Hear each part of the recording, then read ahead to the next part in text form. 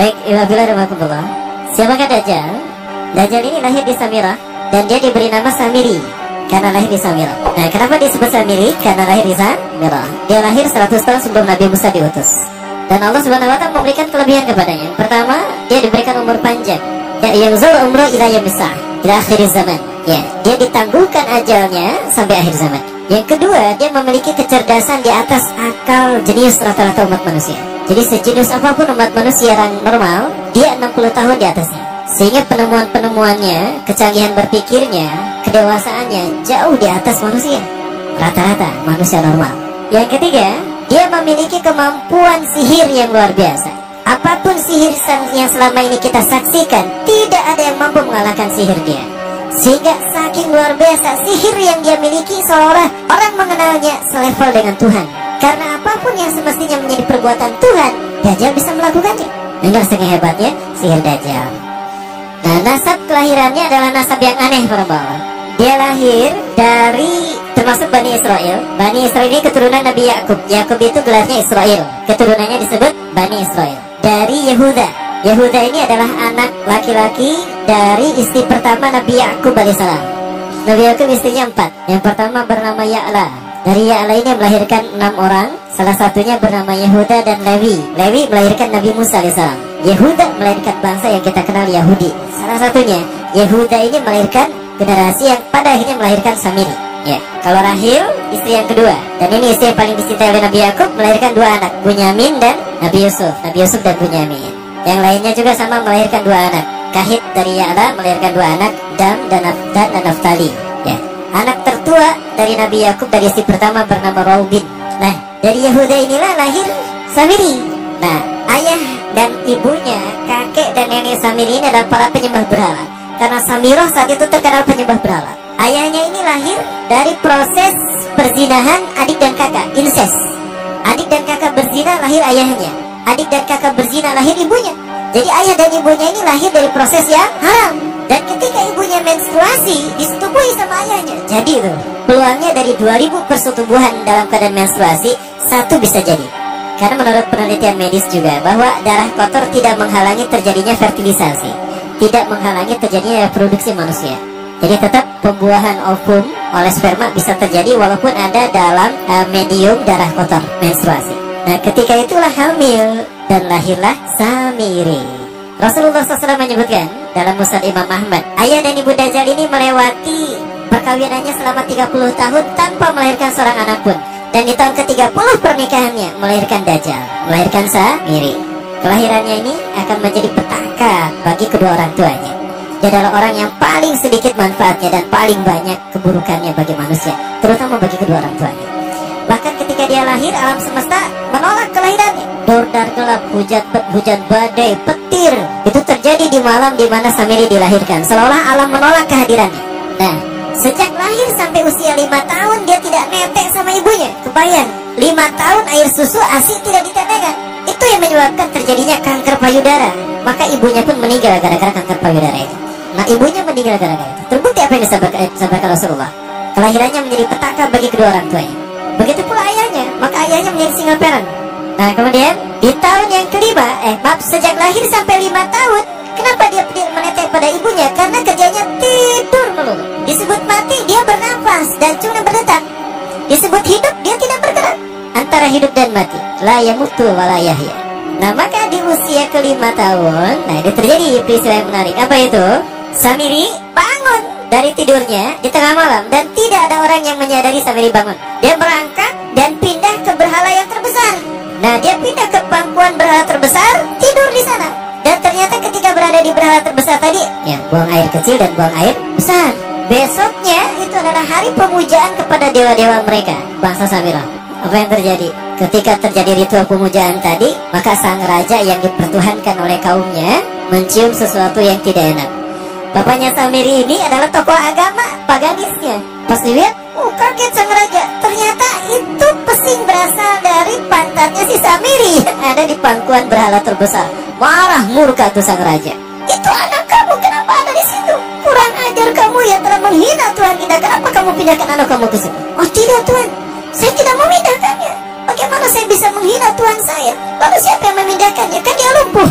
Nah, Lagi-lagi kehadirannya menjadi petaka bagi kedua orang tuanya. Akhirnya raja marah dan ayahnya dipenjara.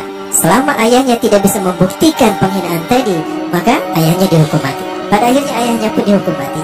Ya, sedikit manfaat bagi kedua orang tuanya. Maka kemudian dia hidup pelihara oleh sang raja. Dan pas di usia dia 5 tahun itu, Allah menimpakan murkanya kepada bangsa Samirah yang sudah kelewat batas, maksiat, dan sudah tidak ada toleransi dari Allah untuk mereka hidup di bumi.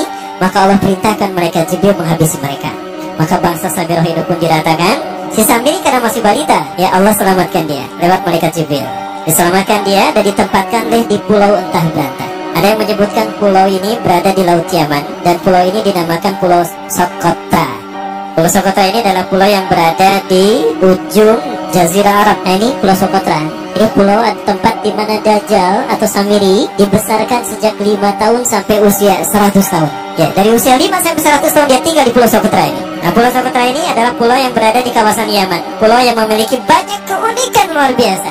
UNESCO sempat ingin menjadikannya keajaiban yang ke-8. Kan ada 7 keajaiban dunia ya.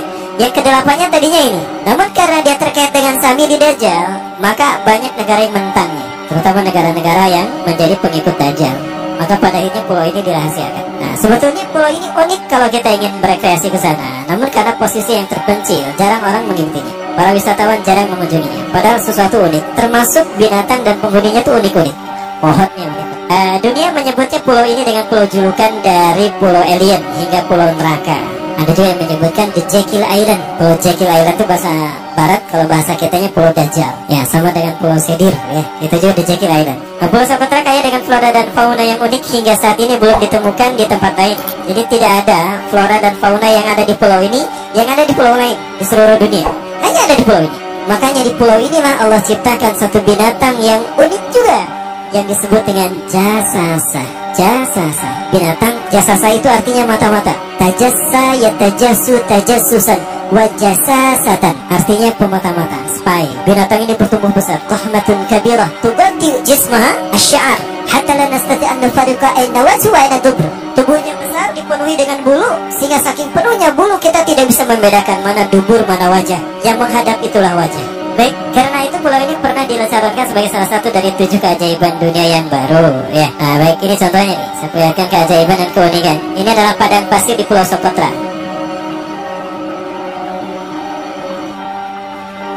Ini burung, salah satu jenis burung yang bisa kita jumpai di Socotra. Dan ini kepiting unik, kepiting Pulau Socotra. Aneh ya, kepitingnya seperti itu. Ini laba-laba langka di Socotra, mirip tarantula. Dan ini pohon darah naga yang ada di Pulau Socotra juga. Nah, ini salah satu jenis pohon Dorstenia Socotra. Dan ini juga pohon yang lain, pohon Dendrosisaios Socotra. Ya, saya sebutkan lagi ya. Nah, ketika di pulau itu, sebelum bertemu dengan Nabi Musa, Samiri di pulau itu yang hanya tinggal dengan seekor binatang jasasa. Binatang jasasa ini memberikan beberapa hal kepada si Samiri ya. Allah Azza wa Jalla menciptakan binatang berbicara yang bernama jasasa. Dia di mana lahirnya, ajalnya, matinya sama dengan ajal Dajjal. Begitu pula muncul dan menghilangnya. Binatang inilah mengajarkan akidah tauhid kepada Samiri muda. Pelajaran ini kononnya ditulis oleh Jibril alaihissalam dalam bentuk panel-panel atau prasasti. Isi prasasti panel 1 yang ditulisnya malaikat Jibril. Panel 1 itu berisi kalimat la ilaha illallah, tidak ada Tuhan selain Allah. Ini dijelaskan oleh binatang jasasa. Yang kedua, panel kedua berkata Allahu wahid la syarikalah. Allah Maha Esa, tidak ada sekutu bagi Allah. Itu dijelaskan juga oleh binatang jasasa ini. Nah, binatang jasasa ini sekali lagi dia bertubuh besar. Kategorinya adalah kelasnya itu mamalia, genusnya mamalia. Cuma saya tidak tahu nama spesiesnya apa. Pada tahun 2017, akhir dari bulan Agustus di Filipina ditemukan binatang seperti ini. Ciri-ciri binatang ini nyaris sempurna seperti ciri-ciri binatang jasasa yang disebutkan Rasulullah terkait dengan binatang yang memata-matai Dajjal. Tubuhnya penuh dengan bulu. Ini disebutkan dalam surat An-Naml ayat 82. Ya, binatang ini seperti ini dan dia tidak pernah jauh dari laut karena dia selalu ingin membasahi tubuhnya, dan dia pun makan dari makanan ikan laut. Maka dia tidak pernah jauh dari pantai. Seperti ini. Nah, binatang inilah yang mengajarkan prasasti mengajarkan akidah tauhid kepada Samiri muda. Yang ketiga, engkau diurus oleh Jibril. Karena itu janganlah engkau mengkhianati janjimu dengan Allah. hanya engkau saja di pulau ini. Panel yang kelima, makanlah dan nikmatilah makanan minuman yang menjadi rezeki dari Allah sesuai kehendakmu.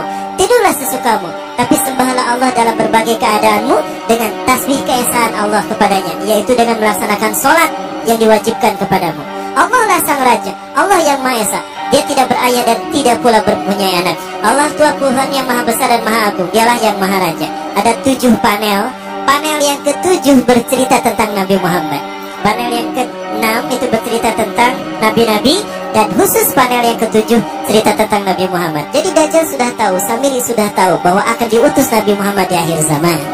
Dan itu Nabi yang terbaik. Makanya dia iri.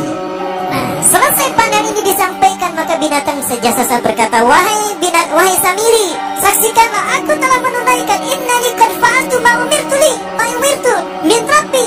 Demi Allah, saksikan aku sudah menunaikan apa yang diperintahkan padaku, kata binatang jasasa. Maka sekarang adalah perintah pertahir, itu pertanyaan dariku untukmu. Hal tu'minu billah, apakah kau beriman pada Allah?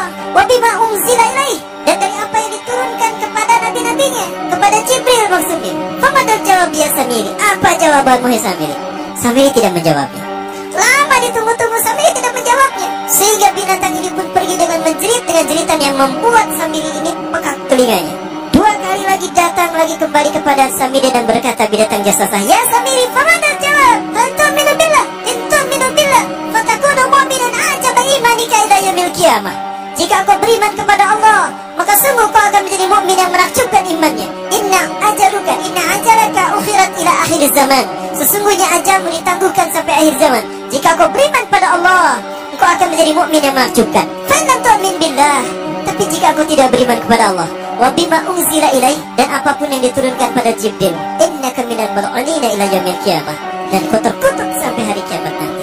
Tidak juga dijawab. Pergi lagi binatang jasasa tadi sambil memekikkan suara yang pekikan yang keras. Yang ketiga kali yang terakhir dia bertanya kembali. Dan apa jawaban Samiri? Hei jasasa binatang buruk rupa, lihat di pulau ini tidak ada siapapun kecuali engkau dan aku. Dan yakinilah kalau panel ini bukan tentang Allah yang di langit sana, tapi yang disebut Allah itu saya. Hei jasasa, akulah Allah itu. Oh, dia menjerit dengan jeritan yang makin keras. Sampai si Samiri pun menutup kedua telinganya. Sejak saat itulah binatang itu pergi dan berkata, innaka dajjal, innaka dajjal, innaka dajjal. Engkau adalah pendusta, engkau adalah pendusta, pendusta sampai hilang suaranya. Di saat itulah Samiri mendapatkan gelar Dajjal. Jadi siapa nama asli Dajjal? Samiri. Dajjal artinya Al-Kazab, pendusta, bukan singkatan kadek. Baik, nah sejak saat itulah Samiri keluar dari pulau itu dan dia sudah menyandang gelar Dajjal, pendusta, karena dia mengaku Tuhan.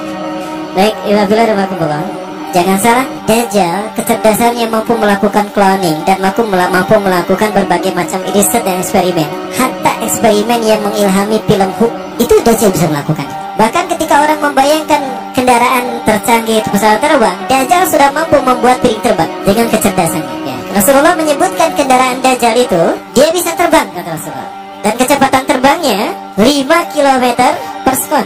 1 detik 5 km. Hanya dengan berkedip-kedip dia berkeliling dunia. Ya.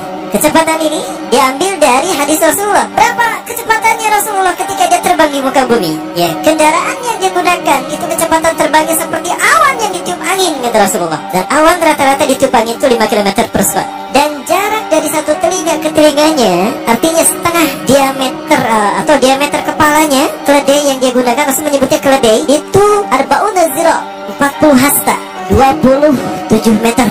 Diameternya itu 27 meter. Keledai macam apa yang jarak dari satu telinga ke telinganya 27 meter? Kalau bukan piring terbang. Ini bisa 24 meter kan? 27 meter, bisa tidak? Bisa, dan kecepatannya pun sama. Dan pernah meninggalkan jejak Cop Circle di Yogyakarta. Nah, Cop Circle itu adalah jejak UFO yang menjadi isyarat instruksi bagi para pelaku konspirasi dunia. Siapa? Para kalangan Illuminati.